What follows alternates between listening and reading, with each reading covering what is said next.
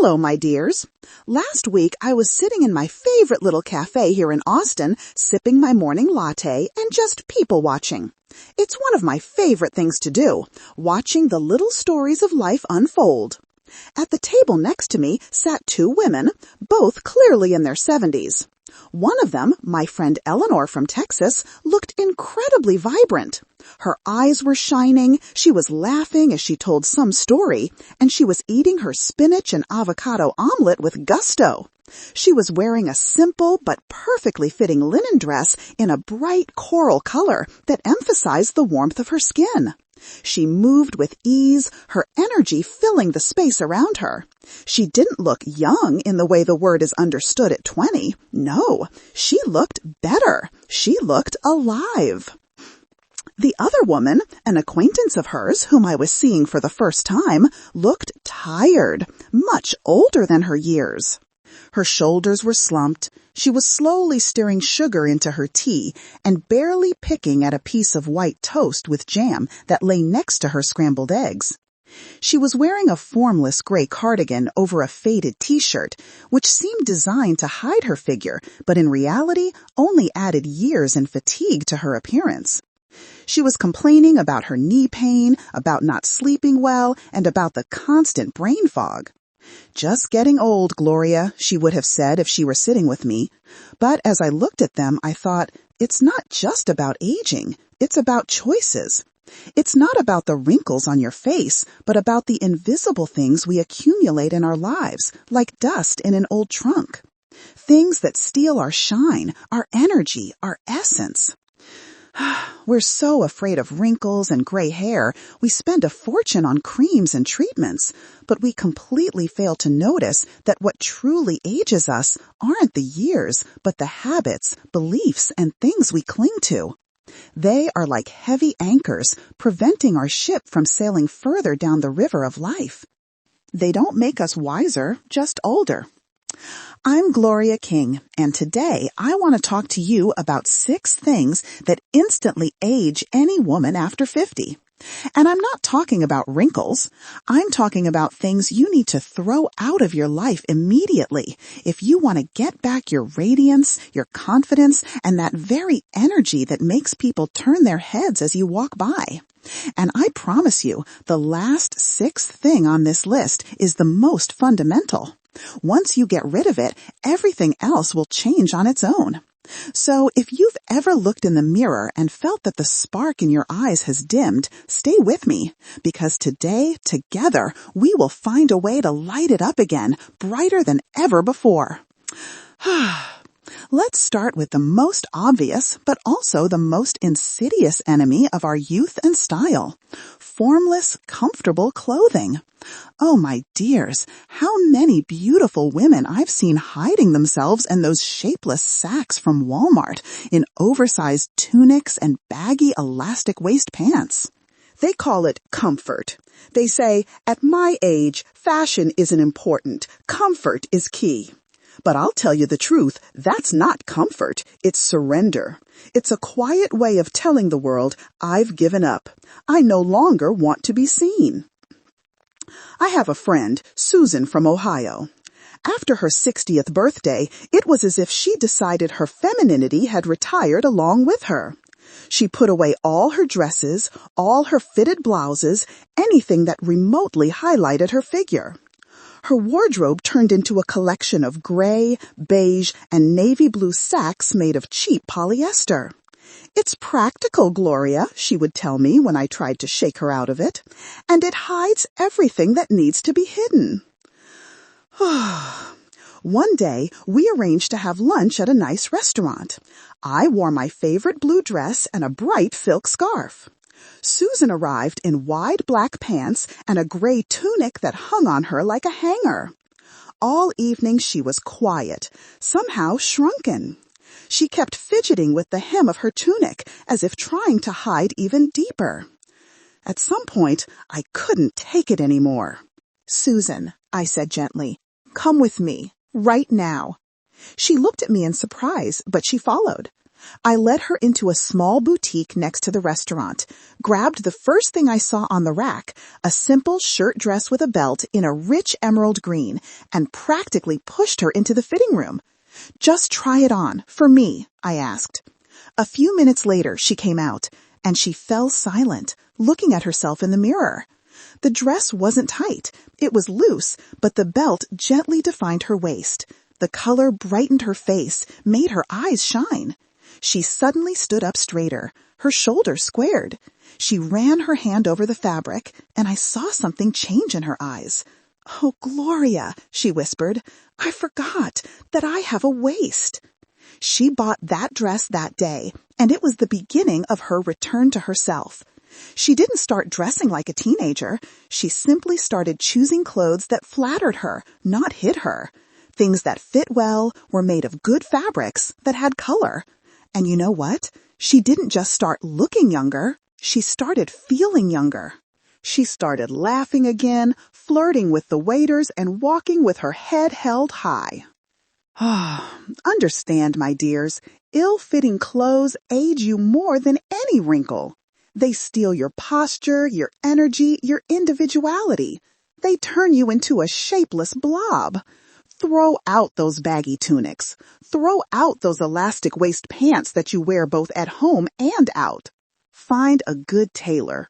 Invest in a few high-quality, perfectly fitting pieces. This doesn't mean you have to wear something uncomfortable. It means choosing comfort that has shape and style. A wrap dress, well-tailored trousers, a cashmere sweater that gently hugs you instead of hanging off you. Your body, with its history, with its changes, is beautiful. Don't hide it, celebrate it. Because when you wear clothes that love you, the world loves you back. The second thing you need to throw out of your makeup bag immediately is outdated heavy makeup. This is such a treacherous trap. We learn how to apply makeup in our youth, we find our techniques, our colors, and then we carry them through our entire lives, not noticing that our face has changed, but our makeup hasn't. What looked gorgeous at 30 can look cartoonish at 60 and add a decade to our age. I remember my cousin at one of our family Thanksgiving dinners. She had always been a beautiful woman, but that evening I looked at her and couldn't figure out what was wrong. And then I realized she was still doing her makeup like it was the 90s. A thick, matte foundation that had settled into every wrinkle, turning her vibrant face into a dry mask. Thin, thread-like eyebrows, plucked and drawn in with a dark pencil, which made her look surprised and stern. A dark brown lipstick with a harsh liner that visually shrunk her lips and emphasized her smile lines. And of course, pearlescent blue eyeshadow all the way up to her eyebrows.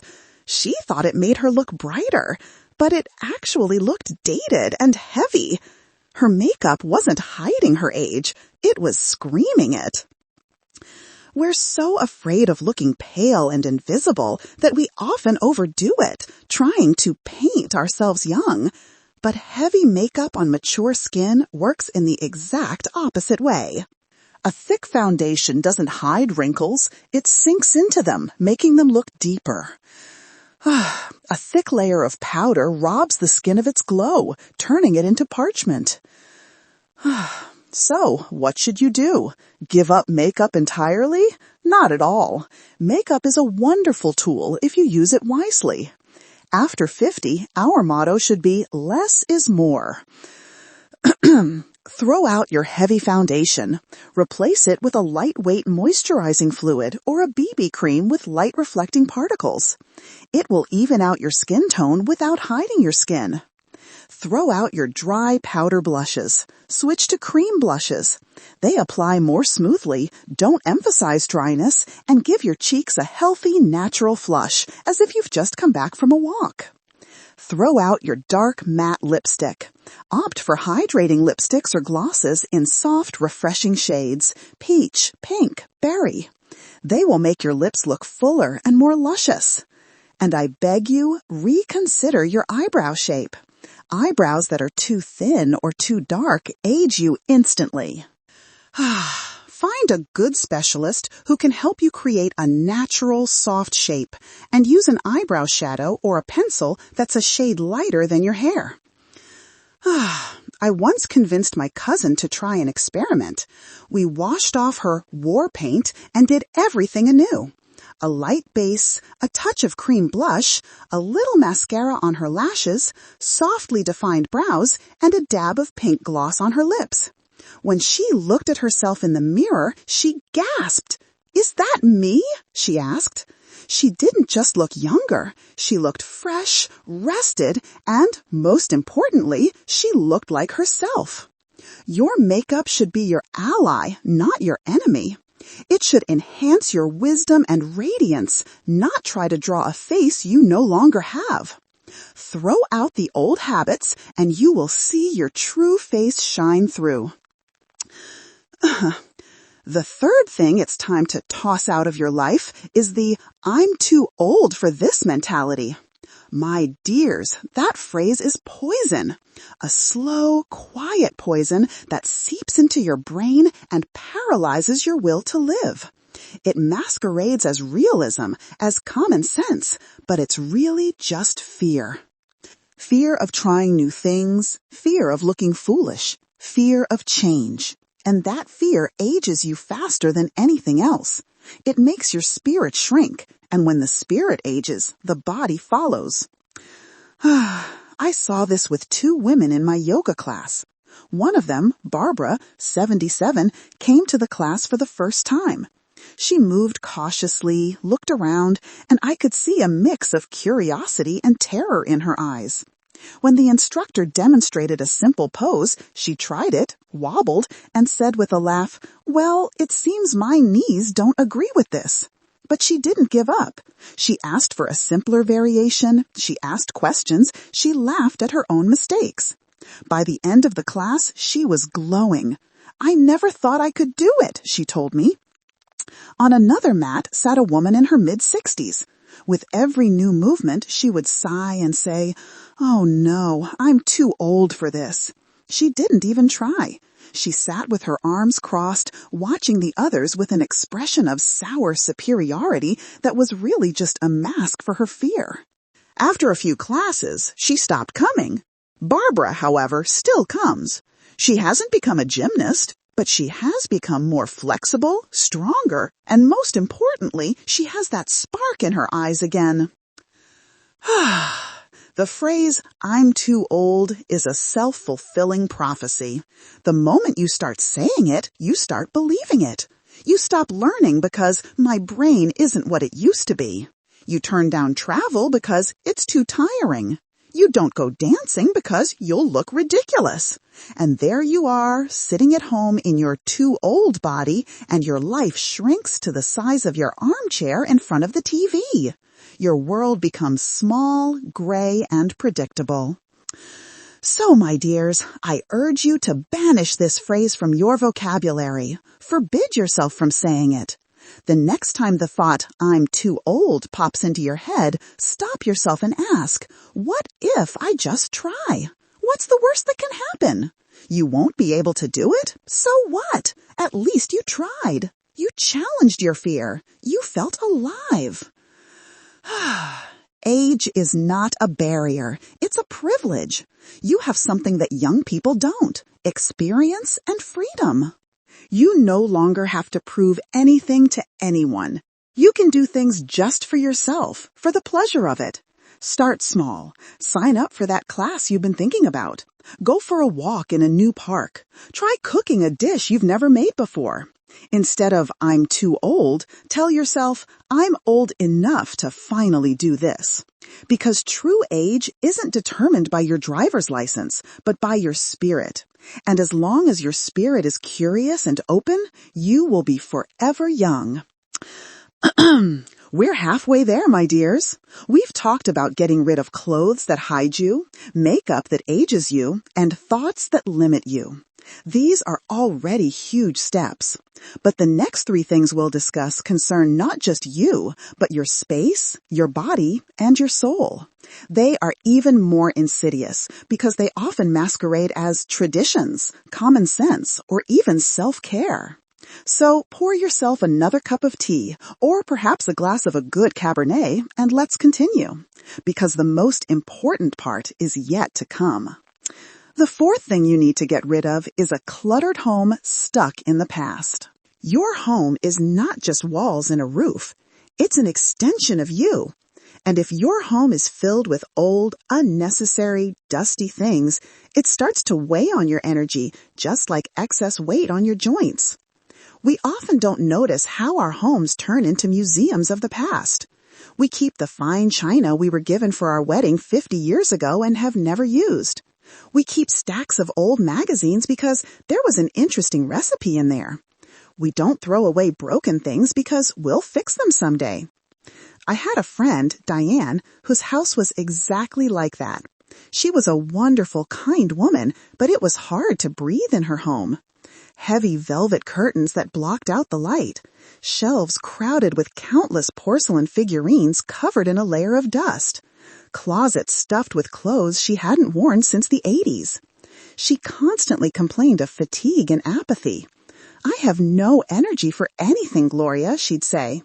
Of course she had no energy. Her home was literally draining it from her.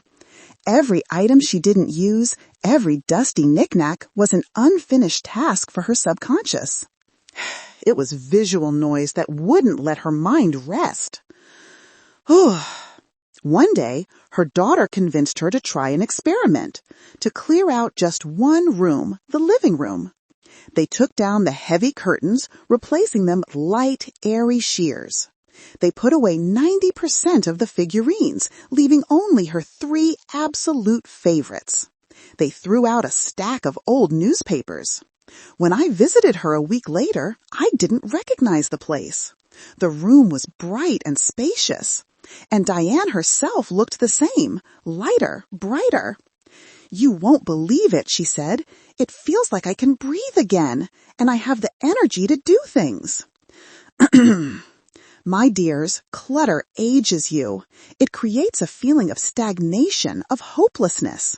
It ties you to the past and prevents energy from flowing freely. I'm not telling you to become a minimalist, but I am urging you to be honest with yourself. Look around your home. What you see, what truly brings you joy or is useful, and what is just taking up space, collecting dust, and reminding you that you should really sort through that. Throw out what's broken and what you haven't fixed in the last year. You're not going to fix it. Throw out the clothes you haven't worn in over 2 years. You're not going to wear them again. Throw out the just-in-case items. If that case hasn't happened in 5 years, it's not going to. Keep only what you love. Let every item in your home be a source of joy, not a quiet reproach. Your home should be your sanctuary, your place of power, not a warehouse of the past. When you clear your space, you will feel your soul being cleared as well. You'll have more energy, more clarity, more desire to live in the here and now, not surrounded by ghosts from the past. The 5th thing to throw out is bad posture and a sedentary lifestyle. Nothing, absolutely nothing, betrays age as mercilessly as a hunched back and a shuffling walk. You can get a facelift, dye your gray hair, but if you move like a 100-year-old woman, all your efforts will be in vain. We often don't notice how our posture deteriorates over the years. We sit hunched over a book or are knitting. We walk with our heads down, looking at our feet. Our shoulders slump forward, our back rounds, and soon we're looking at the world not straight on, but from under our brow. This isn't just unattractive, it's dangerous. Poor posture compresses your internal organs, interferes with normal breathing, and impairs circulation. It leads to back pain, neck pain, and headaches. And, of course, it sends a signal to the world, I am weak, I am vulnerable. I am old. I saw it in those two women at the cafe. The one who looked tired sat hunched over, as if an invisible weight was on her shoulders. But my friend Eleanor, even while sitting, maintained a straight back. Her shoulders were back, her chin slightly lifted. She looked confident, full of strength. And it wasn't about her body type. It was about habit. I've struggled with this myself. After long hours at my desk, I started to notice I was slouching, and I made a decision to fight it. I put a sticky note on the mirror in my entryway that said, "Gloria, shoulders back." Every time I left the house, I saw it and straightened up. I started doing simple exercises. I would stand against a wall, pressing my head, shoulder blades, and buttocks against it, and hold it for 5 minutes a day. I signed up for Pilates to strengthen my core muscles, which act as a framework for our spine. And this is tied to the refusal to move. Many of us start moving less as we get older. My knees hurt, I have no energy, it's too tiring. But the less we move, the weaker our muscles become, the stiffer our joints, and the worse our posture gets. It's a vicious cycle. Movement is not an option. It's the elixir of youth. You don't have to run marathons, but you do need to move every day. A walk, swimming, yoga, tai chi, even just dancing in your kitchen to your favorite music.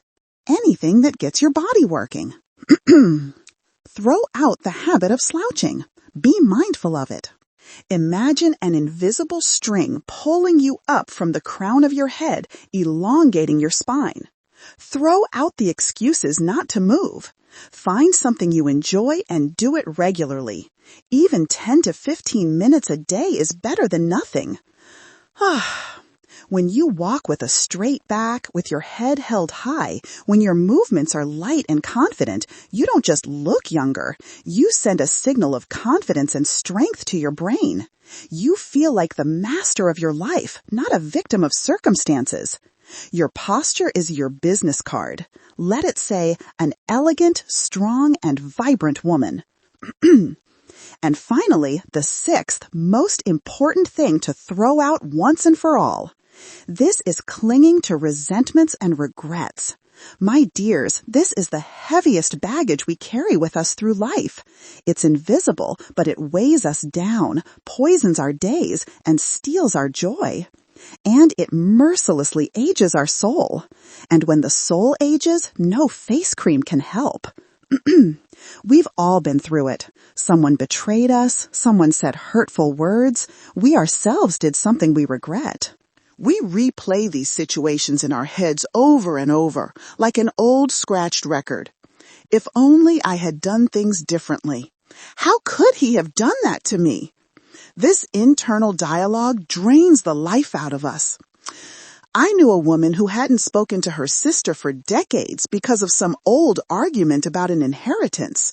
She lived on that resentment. Every conversation, one way or another, came back to how unfairly she had been treated. That resentment became the center of her universe, and it was reflected on her face. She had hard, pursed lips, a scowling expression, a deep line between her eyebrows. She looked older than her years, and she exuded an aura of bitterness. Forgiveness is not something you do for the other person. It's something you do for yourself. To forgive doesn't mean saying what you did was okay. It means saying, I will no longer allow what you did to destroy my life. It means letting go of that very anchor that keeps you chained to the past. The same goes for regrets about your own mistakes. You cannot change the past, but you can change your relationship with it. Accept what you did, learn the lesson from it, and forgive yourself.